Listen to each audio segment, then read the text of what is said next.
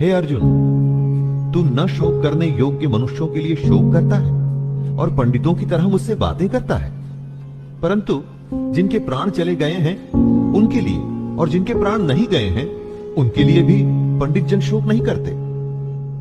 कृष्ण का ज्ञान अंतिम सत्य है।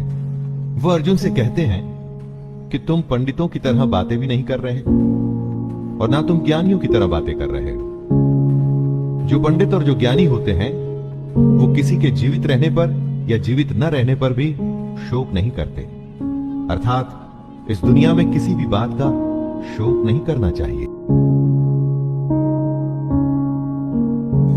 हे अर्जुन, न तो ऐसा ही है कि किसी काल में मैं नहीं था, तू नहीं था, अथवा ये राजा लोग नहीं थे, और न ऐसा ही है कि इससे आगे हम सब नहीं रहेंगे। ऐसा कोई समय नहीं था अर्जुन जब अर्जुन नहीं था, कृष्ण नहीं था, बाकी के राजा नहीं थे।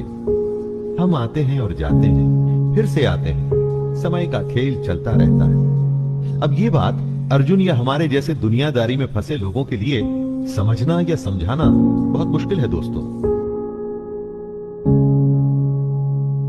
कि बदलाव प्रकृति का नियम है। जैसे जीवात्मा की इस देह में बालकपन, जवानी और वृद्धावस्था होती है, वैसे ही अन्य शरीर की प्राप्ति होती है। इस विषय में धीर पुरुष मोहित नहीं होता। हमारी आत्मा तो वही रहती है, लेकिन शरीर बचपन से बुढ़ापे तक बदलता है। वैसे ही नए जन्म में नया शरीर मिलता है। जब बदलाव नियम है, ऐसे नियम के लिए फिर दुखी क्यों होना? जो नहीं बदलता उसे कहते हैं आत्मा।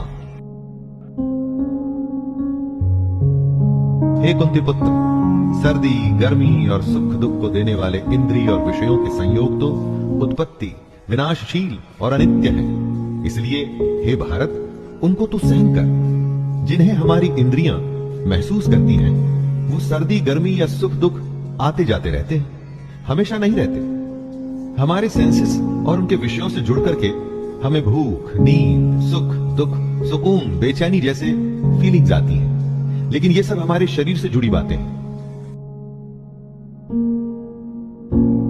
दुख सुख को समान समझने वाले जिस धीर पुरुष को ये इंद्रिय और विषयों के संयोग व्याकुल नहीं करते, वह मोक्ष के योग्य होता है। सुख दुख जो बराबर समझे, दोनों हालत में एक जैसा रहे, वही जीवन में आगे बढ़ता है।